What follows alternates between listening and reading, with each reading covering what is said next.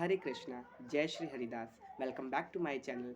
तो मैं आज आपको बताऊंगा कि हमें तिलक क्यों लगाना चाहिए और तिलक कैसे लगाना चाहिए, उसका इजी मेथड क्या है। बहुत लोग तिलक लगाने में कंफ्यूज हो जाते हैं, उनका जो तिलक है वो अच्छी तरह से प्रॉपर तरीके से नहीं हो पाता है। तो उसका इजी मेथड भी बताऊंगा without any using of stick और ब्रश। मैं अपनी हाथ से ही तिलक लगाना बताऊंगा और तिलक के फ़ायदे भी बताऊंगा, उसके बेनिफिट्स क्या हैं और क्यों लगाना चाहिए साइंटिफिक तरीके से भी बताऊंगा। तो शुरू से लेकर अंत तक मेरे चैनल से जुड़े रहिए एंड फॉलो, लाइक, सब्सक्राइब कर दीजिए। तो सबसे पहले बताऊंगा कि तिलक क्यों लगाया जाता है।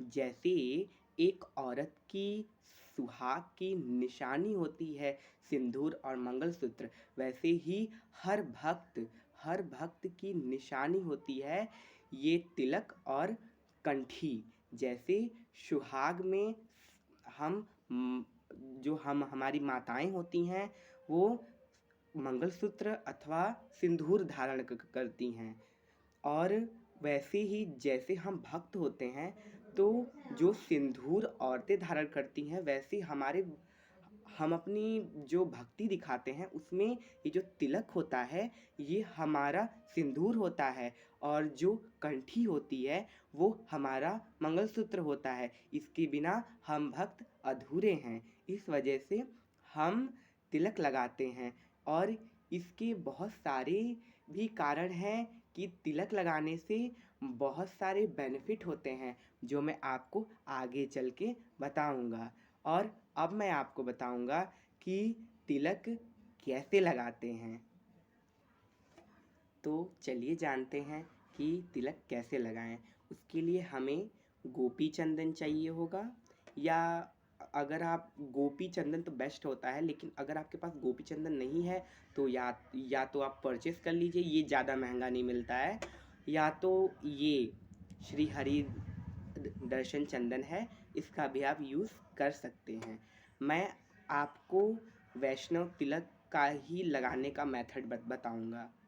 और सब जो तिलक होते हैं वो जैसे भगवान शिव का हो गया और सारे भगवान का हो गया, अलग अलग जो तिलक होते हैं उसके बारे में अगर आपको वीडियो चाहिए तो आप मुझे कमेंट कीजिएगा, तो हम जानेंगे। उसके लिए गंगा जल, या ना हो तो आप क्या कहते हैं साफ़ पानी का भी यूज़ कर सकते हैं, और आपको गोपी चंदन चाहिए होगा। तो मैं आज आपको गोपी चंदन से ही तिलक लगाना बताऊंगा।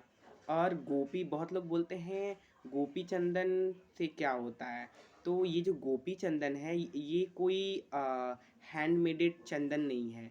ये द्वारका में जहाँ पे सारी गोपियों ने अपने शरीर को त्यागा था, वहीं पे ये चंदन उस वहीं की रज है ये चंदन। और ये चंदन हैंड मेडेड नहीं होती है, ये गोपियों की रज है जिसे हम अपने माथों पर और अपने शरीर के 12 अंगों पर लगाते हैं। पहले हम हाथ पर थोड़ा सा जल लेंगे और इस चंदन को उसमें रब करेंगे।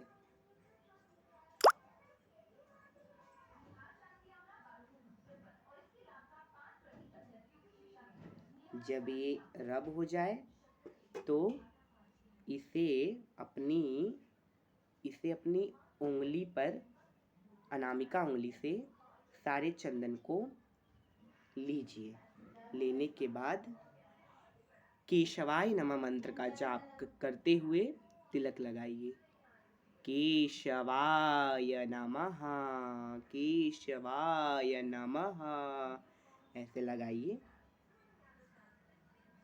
केशवाय नमः, केशवाय नमः लगाने के बाद आप इसको बीच से पोंछिए। फिर हम इसको कपड़े से बीच से पोंछ देंगे। देखिए, ये बहुत ही इजी मेथड है तिलक लगाने का। फिर तुलसी महारानी को हम अपने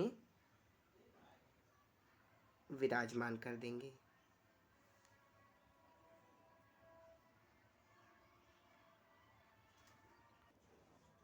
फिर हम थोड़ा सा इसे ऐसे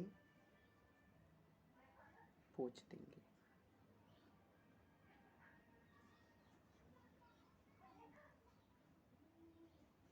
देखिए ये तिलक लग गया। आप बोलेंगे कि ऐसी तिलक का मतलब क्या अर्थ है? तो मैं बता दूं कि ये जो दो डंडियां आपको दिख रही हैं, ये साक्षात नारायण के चरण माने गए हैं। चरण के भाव से हम लगाते हैं। जैसे ये साक्षात नारायण के चरण हैं और उसके नीचे माता वृंदा यानी माँ महारानी तुलसी को विराजमान करते हैं। इससे हम भगवान के चरण हमारे मस्तिष्क पर होते हैं और हमें उनकी कृपा मिलती है। तो अब मैं आपको बताऊंगा कि तिलक लगाए उसका साइंटिफिक रीज़न क्या है। तो तिलक लगाने से जो तिलक में हम चंदन यूज़ करते हैं वो काफ़ी मेडिसिन में यूज़ हुआ है। और तिलक अगर हम लगाते हैं और उसमें चंदन का तिलक लगाते हैं तो हमारा जो हेड पेन है, सर दर्द है, उसको भी ये दूर करता है। और कोई भी फुंसी हो गया वो अगर हुआ है तो उसे भी ठीक करने में ये काफ़ी ज़्यादा हेल्पफुल है। अगर आपको मेरी वीडियो हेल्पफुल लगी, अच्छी लगी, तो कृपया मुझे सपोर्ट करें, क्योंकि मुझे आप लोग की सपोर्ट की बहुत ज़्यादा ज़रूरत है। जय श्री कृष्णा, राधे राधे।